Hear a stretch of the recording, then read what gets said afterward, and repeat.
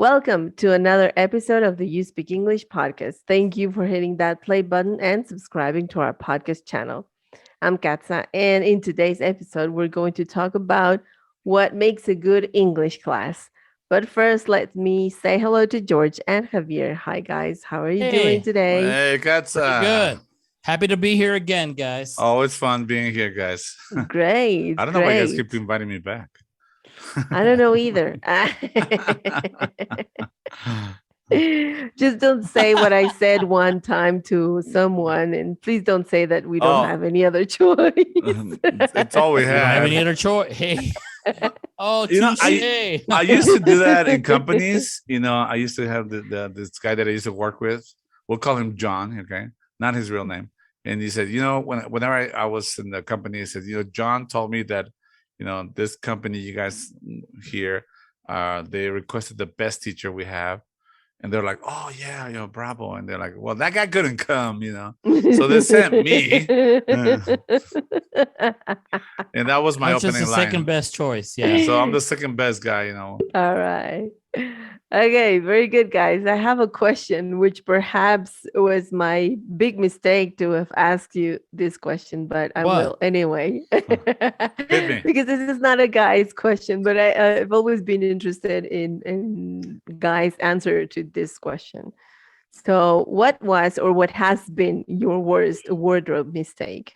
Wardrobe mistake. What is a wardrobe? Nah, just kidding. For those listening out there, wardrobe is the whole bunch of stuff that's sitting in your closet. Yeah. You wear them. Sometimes you do. Sometimes you never wear them, even though you bought them. That's your Nah. wardrobe. What's a mistake? I don't make mistakes. In dressing, I don't Dressing, know. no, dressing. No, I just don't know. I got that's one. Like I got Okay, go one. ahead. I'm an '80s kid, so I grew up in the '80s, and there was a I time think when. everyone. So not a kid anymore. I'm not a kid anymore. Thank you. There was a time when white pants were very much in style. Do you remember that? Yes, White I pants do. were in style. Yeah. There was also like underwear became like different colors. It was not Oh, longer just no. white, whitey tighties that briefs that everybody used to wear. So one day I'm like all cool going to school, I got my white pants and everything. And one of my best friends, female said, "Are you wearing red underwear?" I said, "What? How did you know? You're wearing white pants." Yeah, and I just like halfway through the day, I realized that you could see my Yeah, underwear through you my see white through pants. you. Yeah, so good thing I had a sweater. I just took off, like I did like the girls. I took out the sweater, just put it behind me. You wrapped And it around your waist to cover your red that's the underwear. day I stopped following trends. I don't wear. Yeah. I pick my own Sometimes it's style, and that's fun. it. I'm done. Specifically, never Never wear white pants wear with pants with red anything. underwear. Just never wear white pants. If you're a guy, just don't wear white pants. Period. Yeah. Unless you're doing your first communion or something. All right. I grew up in the 80s too, and Uh, when I was 10, I really wanted to be a grown up. uh-huh. So I would always ask my dad if he could buy, grown clothing, for Yeah, grown yeah. women.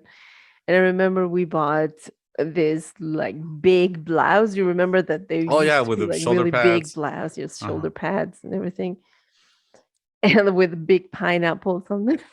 That That was pineapple terrible. print. I'm just picturing Cindy Lauper now. Yeah, pretty much it, right? Exactly. Yeah. I think that was. Oh, and then my dad did have my hair cut as a mullet also. You had a That was mullet? Oh my terrible. god. I had a Yeah. mullet too. Believe it or Growing not. up. Yeah. Hmm. I don't know. Yeah. Never again though. What about you, George? Jesus, that's a hard one. I have anecdotes of all sorts, but since most of my life I've always kind of dressed the same, I don't think I've ever, made a mistake because it's plain and simple. Just Oh come on, khaki pants, you never bought khaki pants, a Levi's. shirt. You never bought Levi's. Levi's that shrunk after you bought them? Oh yeah. Well, no, that's different. Like I think that what Katz is asking me is like, have I ever worn something that is not appropriate for a certain situation. Oh, you know what? Yeah, I kind of remember one. There was a funeral of a relative of mine, well, my wife's, and I was at work, and they told me, hey, you. She asked me, why don't you come over? Like pick me up. Well, I had to be there at the funeral also, show my respects. Of But course. I remember I was wearing a red and black plaid shirt, you know, Oh, and it was red. Mostly it was red. So Mm. I wasn't planning on going to the funeral, but I had to go in and look for my wife, and then it kind of looked, it kind of looked weird. Me walking in a funeral with Lumberjacks I remember I was wearing. outfit. What saved me was I was wearing black Levi's, but the shirt was red, and yeah, I kind of kind of looked weird, but yeah. yeah. You felt like you didn't fit in. Yeah, it felt like I was going. It felt like I was dressed to go to a party, red and all Yeah. that. But and it was at night, and there was, so probably. But yeah, that's the closest I've been to. Was that Wow. here in the States? Here, here, Okay. Yeah, here? this is where they will criticize you Yeah, more yeah. for Yeah, not wearing yeah. black. Colors, Yeah. colors, and all. Uh, They're it's very it's a very picky topic oh about it. wow. You got to wear black. It's Wow. changing now. I've heard some people Yes, now I like see to Yeah. it wear now. white, and depending Yeah. on their traditions. But Right. it back then, I'm talking about 4 years ago, 5 years ago, it was still like black. Yeah. It was. Yep. All That's it. right. Very Uh-huh. good. Very good. Okay, so let's get into topic then. Oh, Okay, so one of the reasons that we wanted to bring this podcast to you, the audience, it's because everyone's been through the hustle of finding a right fit for school. Like for example, how the classes are taught, or if there's too much grammar, or Uh, if there's too much speaking, and I don't know any grammar, so I feel lost, or whatever the reason. Sometimes we don't find, or people can find really a uh-huh. good fit for school.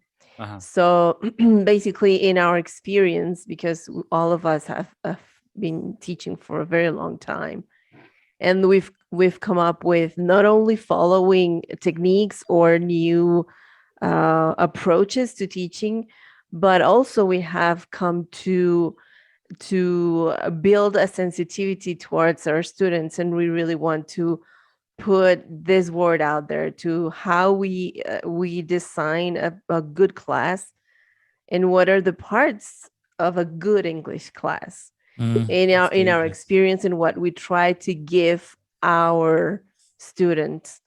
So Yeah. George, can you describe the best way to start? Let's get started with the starter.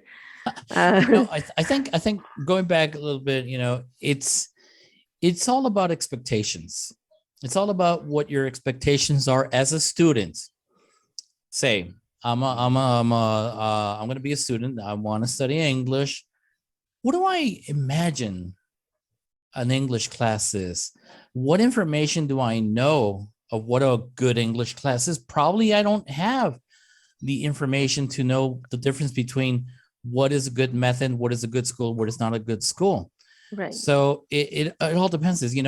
Many people have background of an English class when they were back in elementary school or middle school or even college, where classes were perhaps not the best well designed classes, or for and the age too, right? Usually kids, at least here in Mexico, they don't take English classes very seriously when they're in middle school or high school. Okay, so going back, expectations, Yeah. and number two, how motivated you are to learn a language. Right. Once you get those, I think those clear out of the way, I think then we can clarify that a good English school, or a good, and we'll talk about stages right now. I'm just going to begin right now. Javier going to help me with this, with the second stage. First, it's got to work. I mean, it has to. If I'm going to go and sign up for a school, well, the first thing I have to do is show up. Okay, I got it. Okay, I'm showing up. And then I do have to put in, I can't expect the school to do everything for me. It has to be something that I know that I'm going to be, a big active part of this. Okay. I can't Right. just go in and sit there. Okay. If it's a good school, we'll talk about what a good school is right now. Okay. And then how, the methodology too. There are different kinds, or many schools say they have the best method or methodologies. I think it's methods don't work anymore. I think it's a combination of a philosophy of a school, for example, ours, where it's a mix. Approaches, more the Yeah, we have approach different than the approaches and methods, and then we combine strategies of different methods, Yeah. and then we also, I don't believe that one method works for everybody. Okay, No, one it method doesn't doesn't. necessarily have to work for everybody. So that's one thing I think a good school needs to do is really understand your students, your group of students, and see how they learn best. You just asked me, so what does a good school, what is one of the characteristics of a good school? Well, one is that the teaching staff, trainers, teachers exactly know how to teach. They actually know, and not just do the exercises in the book. No. They can. So it's important that you, as a teacher, you read your students, you understand their needs, you understand their fears, and then based on if you're following a book or you're following a method, then you have to adapt the method or use different strategies for that particular student, if you're doing a one-to-one or you're doing a group class. So you need to be sensitive enough to understand your students, and then get them out of their shell so they can start speaking, so they can start visualize, they can actually start seeing what they were there in the first place. For instance, if I want to study a language, I picture myself studying Portuguese. I really don't see myself passing, and I mean, there probably are people who are that they want to see themselves passing a test. But for example, myself, I see myself traveling, interacting in Portuguese, speaking Portuguese, Right. and getting my point across with different people in probably in Brazil, or if I go to Portugal, I can speak. And then we have a good school will give you those tools, those skills, so they can actually make you see as soon that you are achieving those goals. Mhm. Right. Oh, totally agree, George. Look, George and I have been together as friends and teachers for over 35 years. I was going to Yeah. clarify that together. I was about got caught there. I Mhm. want to hesitate just to see how George will react. Yeah. We're not life partners anymore. No, I'm just kidding. Hey, So He dumped me. we're business partners. There you go. That's edit, it. edit Eh. There you that. go. There you go. So listen, when we first started teacher training, I mean, we take teacher training. The first thing that everyone was taught was motivation. Remember, chapter 1, Jeremy Harvard. Chapter 1 is motivation. Why do people learn language? I thought that was the most useless chapter I had ever read. Teach me how to teach. I don't care. They're here. They're paying.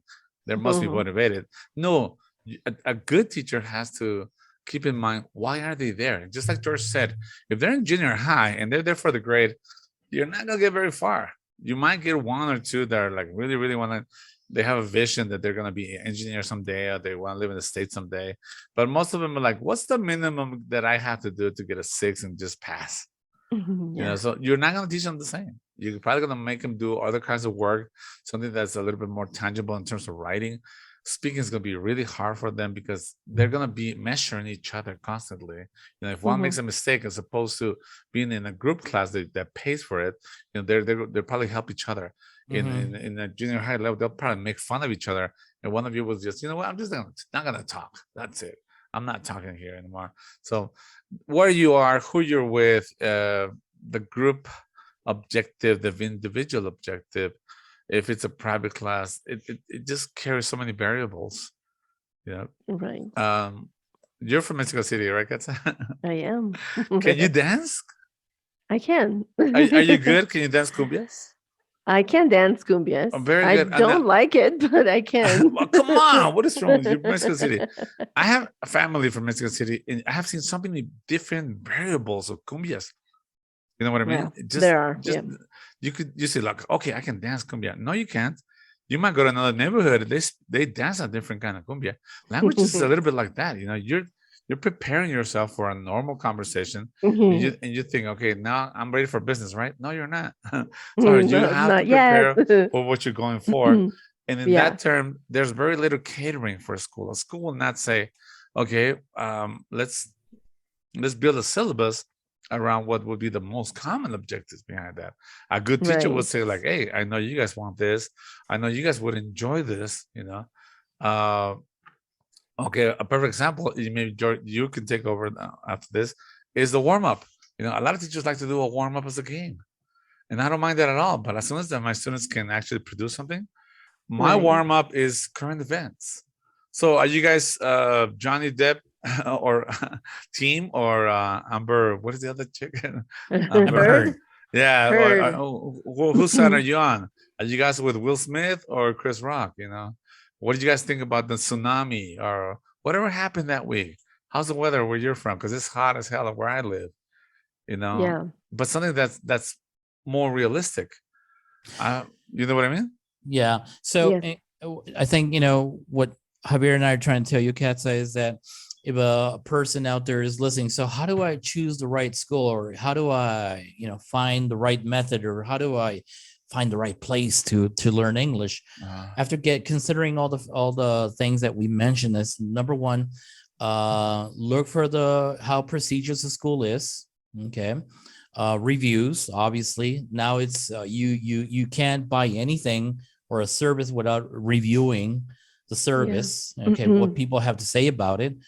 Number two, once you're there, well, look around you. How do they treat you? Do they treat you like a person, or treat you just like you're a customer? Right. Okay, are you You just have a to number? pay. And you're Yeah, here to yeah. cover levels, and that's Yeah, it. you're here to cover levels. Okay, book 1, book 2, book 3. There are Test. places. Okay, I'm in level 13 now, but Hmm. you're just passing level here. You have to see that your teacher or your teachers actually care about how much you're learning, how you're learning, and it's not just telling you, okay, good, level 2, level 3, level 4, and you're like, oh, really? Well, when I go to Hmm. the States, or when I just don't understand anything. So Yeah. you actually have to see results yourself. Okay. Do they give you evidence Mhm. of your results? Not just a number on a piece of paper, 8 or 9 or 10, which is okay. It's very motivational. But do they give Mhm. you any other kind of evidence that you're actually Yeah. Or functioning in English? feedback We on do. We your do that with our performance. students. We always give them evidence of their tangible progress, where they see themselves speaking in English, functioning in Totally. English. Hmm. So I think those are some of the things, people out there, if they're looking for a school, I think those are things that, they would have to look out for, those bullets. Probably another analogy that I like to use, and in terms of this, is martial arts. I have always been a fan of them. My family has been into them a lot. I remember my sister at one time practiced Lima Lama kickboxing, and she was really good at it actually. Until one day she got in a fight with another street hood girl, and Hmm. I don't know what they did, but she got her face all scratched. And then I said, Right. "What's your Lima Lama, huh?" And she said, "You know what? A street fight is a different thing." And I think Yeah. if I were taking some kind of martial art lesson, and my coach would tell me, "You guys, well, real life, you probably would do this. You know, yeah, the judo methodology says this, and you should always follow this technique. But Yes. real life, if he told me real life, I would do this. I would totally respect that sensei or whatever the guy Hmm. is. You know, Sifu, Chinese. Yeah. You know, the name is, because he's teaching me something that's practical. You know, Hmm. that's what Hmm. George means. Methodology is one thing, you know, and I still love the fact that I used to practice a lot of jujitsu. And whenever you get guys that would try to fist fight me, just take them to the floor. They can't do anything on the floor. And then Right. one of my students told me, yeah, but what about if you get three guys, you know, at the same time? You're not going to take them to the floor one by one, are you? No, you're not. So It's the same thing. Once you get to a certain level, you as a student have to decide and commit yourself to say, what do I want with my English? And then have a school or a teacher, private or not, say, this is the way where I want to go. Because you might be a level 12, 13, 15 of a certain school, and then I'm your boss and say, Katsa, you're the one that's learning English, right? You're going to be taking care of the Americans next time they come into town. And you freeze because you've Yeah. never done that before. You never prepare for that. Right. But you pass all your written tests. Exactly. You Exactly. pass all your grammar Which, tests, There you and go. yeah, My yeah, grammar's yeah. great. Can you talk to Your them? grammar's great. Your grammar can be see. great, but Oh, I remember I told you about my student that he was sent to the States, and the first person that asked him at the water cooler says, "So, all Raul, right, yeah. what are you into?" He goes, Uh-huh. "Into what?" Nothing. I'm He not went like into nothing. into my room or what? into the room. I mean, I'm not, I'm not into anything. No, what are you into? Like you know, and What I are get, your interests? yeah. What are you interested? Yeah. Well, Yeah, yeah. Phrasal yeah, verbs, you're guys. right. Phrasal verbs Verb forever. phrasal verbs. All Into. right. All Yeah, right. So we've talked about methodology and how to choose the right school for you, also because of the needs and motivation that you have for learning a language, right? Now, not often, but pretty often, schools offer a demo class, right? By all means, So, take it. yes, take a yeah, demo class. Yes. Take a demo class. By all means, And use. because we are a sensitive group of teachers, not only a school, but we're a sensitive group of teachers here at Uspk. We care a lot about how we structure our classes. We do have like stages of a class. yeah. Believe it or not, we do. It doesn't look like sometimes, but we do. And George, could you describe the best way to start an English class? Well, I mean, it all depends on the approach that and the method, right? Usually, most schools, they say they use a communicative approach. As I told you, there's not one sole method that you can follow. I mean, schools tried it. It didn't work a lot. So even the father of the communicative, because let me tell you out there, guys. Okay, so there are for the audience, there are things there. There's something called the approach. Okay, the approach of teaching a language or learning a language, and then from the approaches, then we have methods. Mhm. Okay, and then the methods you use strategies. Okay, so in one of the methods, there are many: task-based learning, communicative learning, and then there's another one called total physical response, the silent Task-based way, learning. such as Topedia, and one of them is called the PPP. It's presentation, practice, and production. Right. We use a combination of all of these, not all the methods, but strategies of each of these methods, depending on the class that we have. But it's very important that when you, for those of you students out there, you got to watch out. If your class is going to start and your teacher's going to say or says, okay, students, today we're going to study the simple past or the present progressive or the present perfect. Well, that is not exactly a language class. That is a grammar class. And there's nothing wrong, but if your goal is to communicate in English, a full grammar approach is not the best. It's not the most appropriate. If your goal is to learn grammar, yeah, why not? All right, you probably will be an English teacher. You as a teacher need to know the grammar. So the first thing you need, one of the most common stages is you do need a warm up. Javier mentioned it. A warm up can be many things. It could be a review. It could be a game. It could be a song. It could be a homework revision. It could be many things. Something short. Okay. It could be just ask, how was your day? Tell me about the news. What did you hear on the news today? right? Something that gets them comfortable, all right? Depending on how the level of stress that your students have, you also would like to relax your students. There are some certain techniques that you use at the beginning of a lesson to relax, to relax them. Some breathing techniques, 5 minutes, 3 minutes. It's not yoga, it's just relaxation, Brain gym.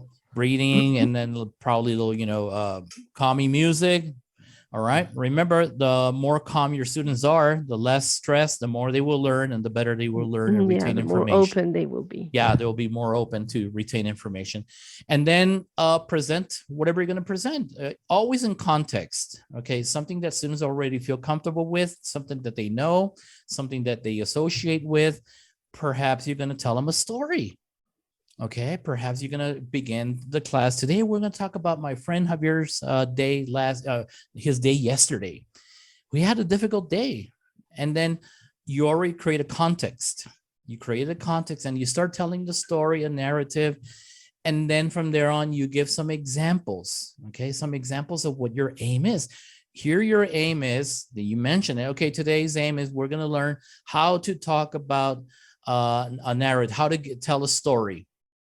Or It's actions in the implicit. past. Uh-huh. It's implicit that you're going to talk about the past, but you can easily we're gonna learn how to talk about the past, but you're not gonna say today we're gonna learn the simple past and the regular and irregular verbs, because you're gonna scare them. I would be scared if a teacher would tell me today you're gonna learn these verbs in the past. Oh God, I'll no, walk out. no, I got a short one, but I got to say it in Spanish because Yeah, and in the early days, somebody asked me, "Teacher, ¿cuándo vamos a aprender el subcuamperfecto del indicativo?"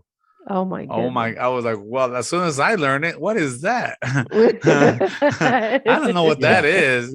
Later on, I found out it was a future perfect. Future But I perfect. mean, think of it like such a long name for it. Do you need to know that? No, you just need to know how to use it. no, you would never say that. And then after No. that, Kat, you go into the practice.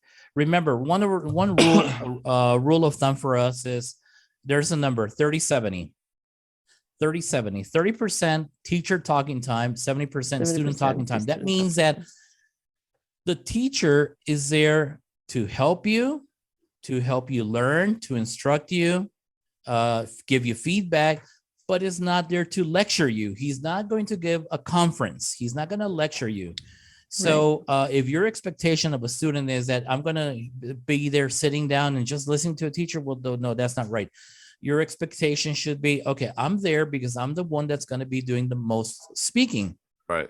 70% of whatever time I have devoted for that class must be for me as a student. The teacher should know this, okay? And then after that, there are different stages. Javier mentioned them, okay? So we have the first one, which is presentation, and then practice. Practice is controlled. Here you're going to give them exercises. A lot of feedback. Working. It could be repetition. It could be drilling them. It could be within amongst themselves doing a controlled dialogue. They're reading a dialogue, something that is giving them confidence in pronunciation, fluency, intonation. And then you're monitoring them. You as a teacher, you're looking at them, you're walking around, you're monitoring what they're doing. You're at this stage, you can still correct on the spot if they're saying something wrong, not the right way. Oh, you don't say it this way, you say it that way. Okay, at this stage you do. And the last one, and which is the production part, where you would need, where they actually use whatever you taught them that day. If they already learned how to speak in the past, now you give them another situation where they talk about whatever they did. Okay, they choose a day, on their last holiday, and you just have them practice. At this stage, you don't want to interrupt, because you don't want to interfere in their fluency, and you're just taking notes and accuracy. So you're just taking notes and let them finish. Let them get confident. Even get them up. Don't have them sit down all the time. Get them, if you're doing a face-to-face class, well, let them get up. Let them walk around. You make it like as realistic as possible. All right. Even put some, background music. That's what I do. I put some background party music, lounge music, and they're doing a conversation. So this relaxes them on taking notes. Okay, guys, it's over. This stage is over. and then I have them sit down, and then there's some feedback. Oh, I heard somebody say this. You don't say it this way. I suggest you say it. Remember, guys, you say it this way. Oh, okay, good. And then comes another round. So that feedback does kick in. You just can't let them keep the feedback in their notebooks. They have to put that feedback or whatever Yeah, corrections you try gave to them use it. into Yeah. practice. And this is ongoing. Always make sure, if you're any teacher out there, as a tip, make sure that your instructions are clear. Never take for granted that if you say, do you understand? Guess what They will say, guess yeah. what the students are going to say? They will say, Yes. Yes, I understand. Man. No. And then later on, what are we? What are we ¿Qué doing? vamos a hacer? what are What are we we doing? doing? Yeah, what are we No, doing? so always given clear instructions, Model. monitor, and Yes. feedback. Yeah, Always. this is something that you should expect It's from so your it's teacher. so it's so common sense, but yet there are many schools that they don't even know this teachers. No, they don't. basic of education. Right. Basically, Okay. anything. Okay, George said It's just common sense, isn't it? You said a key word there of education. I mean, think about it. It's not just English. If you take a dance class, you teach me which says 1, 2, 3, 4, 1, 2, 3, 4. Katza will probably be the teacher. She'll probably model with the best student. Look, where she's going 1, 2, 3, 4, 1, 2, 3, 4, and then okay, guys, get in pairs and practice 1, 2, 3, 4, 1, 2 steps. And she's gonna be walking around making sure we're doing the right steps. And okay, Javier, that's not how you do it. Okay, it's 1, 2, 3, 4, not 1, 2, and okay, got it. Okay, I'll be back. One It's thing I common like. sense. One thing I like doing with my students is telling them when they start using Spanglish, because we do that a lot as we are learning. We start using Spanglish, and then I say, that is a perfect Spanish translated phrase. Exactly. But how do we say it in English? How do Like we how really say it? how would a native English speaker really speaker say would it, say exactly. it? And they kind of like, oh, Oh, okay. Yes. Yeah. How long? Yeah, my final question for you guys before we wrap up. Sure. How long should a grammar section of the class be? Depends how long the class is. Yeah, it I depends. mean, It's depends. there are different types of grammar. There are That's different types of true. there's some kind of grammar that is very intuitive. You don't need to spend a lot of time talking about the future. Something so simple. Talking about modals. All the modals are modals for out there for you guys out there is the shoulds, the woulds, the coulds, the will, the cans. Those are easy. I mean, if you have a 1 hour class, yeah. But I think within the try to same teach class, relative clauses in one class. That's a toughie. Oh yeah. Imagine teaching conditionals in one class, right? Or try to teach some grammar that does not exist in their native language, something like that. Or I mean, if you're going to approach grammar inductively, all right, sometimes you don't. I mean, it's not just one class. It's several classes where students don't even realize that they're learning grammar towards the end. Oh, guys, by the way, we're saying this grammar, but they're already using it. Right. Oh, we're using the grammar. Yeah. I just want to, bother you with this, but we're already using. I don't want to say. I A don't lot of I don't want you to times, feel it's complicated or like a lot of hard. times, students know a little bit of the grammar. This is something they probably do on their own a lot, or when they were in junior high, they took it a little bit. This is one thing that I get a lot. Yeah. For example, when I teach passive voice, they say, "Oh, we teach passive voice. We only use passive voice when it's a formal way." Enriching English. Yeah, I have a question for both America of you. was discovered but we also say the class was canceled. I have a question for you, Javier and Katza. What do you think is better for a student to learn to know his grammar really good, or to speak English fluently? To speak English fluently. Fluently, it's like it's combination of all of it. Yeah. There's before we finish, there's one of our students, Javier, you had him, Jaime, kid, 17 years old, and he said, I'm the first one in my class in college. He's going to ITESO. I'm the number one in my class. ITESO, by the way, listeners out there, is a university in Mexico in Guadalajara. And top university. Yeah, it's one of those prestigious universities here. Anyway, he said, but I don't know grammar. they asked me about, because they gave me a test about what the difference between present perfect is. They gave me a menu of grammar terminology: Oh my God, present no. perfect, present continuous, simple present, conditionals. I just don't know. I said, well, because I didn't teach you grammar, I taught you No, you how to don't. speak There you English go. and how to communicate in English. But don't worry, you already know the grammar. Let me tell you the names. And I told them the names. Oh, that's what it is. Yeah, that's Yeah, what it is. sure is. But Yeah. we're going back to scholar institutions like junior highs, university. They really need to have like specific number for grammar, specific number for this. They're a little bit more nitpicky. They're not really catering to the needs of the student. Whenever somebody tells me that, I'll ask them like, George, you speak Spanish, right? Pretty well. Yeah, Could you Mexican. could you teach me the Mexican. could I'm you teach Mexican, me dude. could you show me the present subjunctive tense mood, the present subjunctive in Spanish? I don't even know what that is. Do you know, Casa? Me neither. Oh well, Oh, that's the first thing we teach somebody's giving me a warning here. Time. Spanish. Oh darn it, we're running out of time. We'll have to We'll pick it up have next us time. another time. We'll talk more about this. Yeah. Yeah. Yeah. I mean, this is a really, really extensive topic. And we really wanted to give you, the audience out there, give you, our listeners, a grasp, not just a grasp of how the work is done here at Uspk, and obviously what you should uh, look for in a best class for you. What's the best class for you, obviously. Uh-huh. And guys, any final words before we head out? Yeah.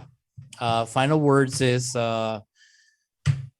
when you being there are different kinds of teachers out there, guys. My experience, many students they need to see an American face, which is not right or wrong, but many people have the misconception, students, that he's got to be Native American to be a good teacher. It goes both ways. Tall, Some of them blonde, are blue eyes. some of them are excellent. I mean, very great teachers, and some of them are not.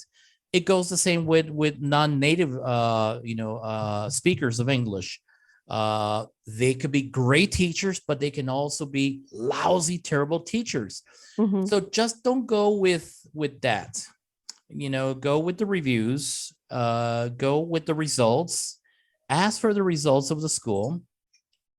And that's my comment for anybody out there looking for a school. What do I look for in a school? It doesn't mean if it's a big school, a prestigious school, it could be a great school. I mean, I'm not saying it isn't. And it doesn't mean that a very small school is a terrible school.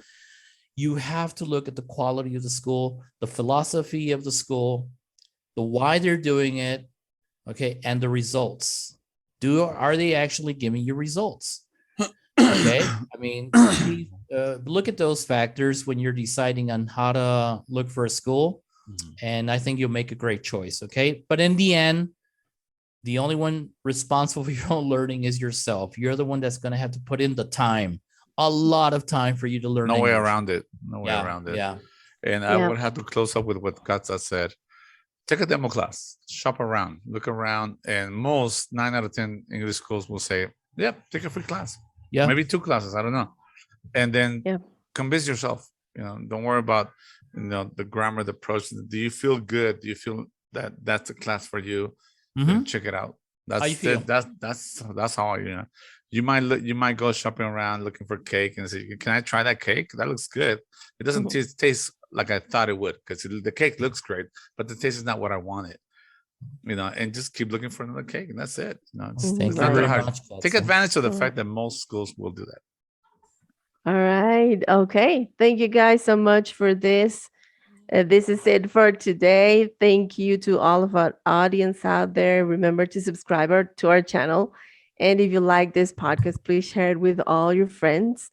And also, please visit our website where you will find lots of articles related to English, learning and practice and culture, and things you can even imagine, even talking about hamburgers. And Batman. All right. And Batman. Yes. And wardrobe malfunctions. Bye, guys. Thank you so much. See you next time. Thank you, guys. Bye-bye. Take care. Bye. Bye-bye. Woo!